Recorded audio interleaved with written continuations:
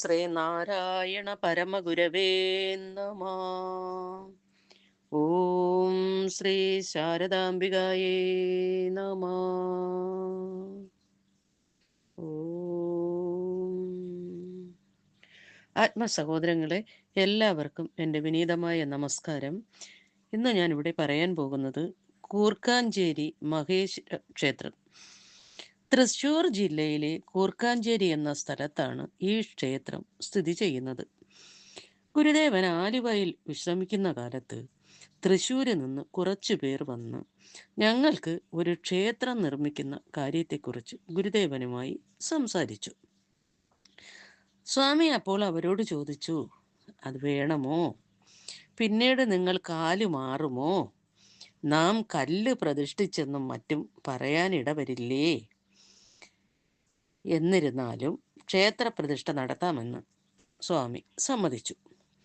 പ്രതിഷ്ഠയ്ക്കുള്ള സമയം അടുത്തപ്പോൾ തനിക്ക് സുഖമില്ലെന്നും ബോധാനന്ദനെ കൊണ്ട് കർമ്മം നടത്തിക്കാമെന്നും കാണിച്ച് ക്ഷേത്ര പണിയുടെ മുഖ്യ കർമ്മ്യത്വം വഹിച്ചിരുന്ന E.K.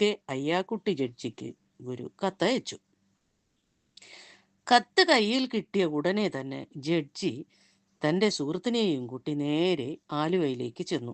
തൃപ്പാദങ്ങളെ നേരിട്ട് കണ്ട് കാര്യങ്ങൾ സംസാരിച്ചു. പക്ഷെ ഈ സംസാരവേളയിൽ സ്വാമികൾ അവരോട് ചോദിച്ചു, നിങ്ങൾക്ക് ക്ഷേത്രം പ്രതിഷ്ഠിച്ചു തന്നാൽ നിങ്ങൾ ഉയർന്നു പോകും, മറ്റുള്ളവർ ഇതിനേക്കാളും ഒരുപാട് താഴേക്ക് പോവുകയും ചെയ്യും. സ്വാമി പ്രതിഷ്ഠ നടത്തിയ പല ക്ഷേത്രങ്ങളിലും ഹരിജനങ്ങൾക്ക് പ്രവേശനം അനുവദിക്കുന്നില്ല എന്ന വസ്തുതയാണ് മനസ്സിൽ കണ്ടുകൊണ്ടാണ് സ്വാമി ഈ കാര്യങ്ങൾ അവരോട് പറഞ്ഞത്. ഇതിൻ്റെ പൊരുൾ മനസ്സിലാക്കിയ അയ്യാക്കുട്ടി ജഡ്ജി തങ്ങളുടെ ക്ഷേത്രത്തിൽ എല്ലാ ജാതിക്കാർക്കും പ്രവേശനം നൽകാം എന്ന് ഉറപ്പ് പറഞ്ഞു. അത് കേട്ടപ്പോൾ ഗുരുദേവന് സന്തോഷമായി. ഗുരുദേവൻ പ്രതിഷ്ഠ നടത്താമെന്ന് സമ്മതിച്ചു. അങ്ങനെ 1916 സെപ്റ്റംബർ 12 1992 ചിങ്ങം 28 ഉത്രാട നക്ഷത്രത്തിൽ ഗുരുദേവൻ ഇവിടെ ശിവലിംഗ പ്രതിഷ്ഠ നടത്തി. പ്രതിഷ്ഠയ്ക്കുള്ള മുഹൂർത്തം നിശ്ചയിക്കേണ്ടത് ഗുരു ആയിരുന്നു.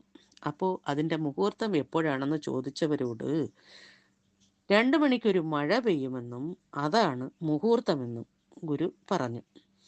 അതിനുശേഷം ഗുരു എങ്ങോട്ടോ യാത്രയായി. പക്ഷേ കൃത്യം 2 മണിക്ക് ഒരു മഴ പെയ്തു. ആ സമയം നോക്കുമ്പോൾ ഗുരു അവിടെ പ്രത്യക്ഷനായി. ഉടനെ തന്നെ പ്രതിഷ്ഠാ കർമ്മങ്ങൾ നടത്തി. മകരമാസത്തിലെ തൈപ്പൂയത്തിനാണ് ഇവിടെ ഉത്സവം നടക്കുന്നത്. 11 അംഗങ്ങളുള്ള ശ്രീനാരായണ ഭക്തി പരിപാലന യോഗത്തിനാണ് ക്ഷേത്രത്തിൻ്റെ ചുമതല. ഇത്രയും പറഞ്ഞുകൊണ്ട് എൻ്റെ ഇന്നത്തെ വിഷയം ഇവിടെ അവസാനിക്കുന്നു. നന്ദി, നമസ്കാരം. ഗുരു ഓം.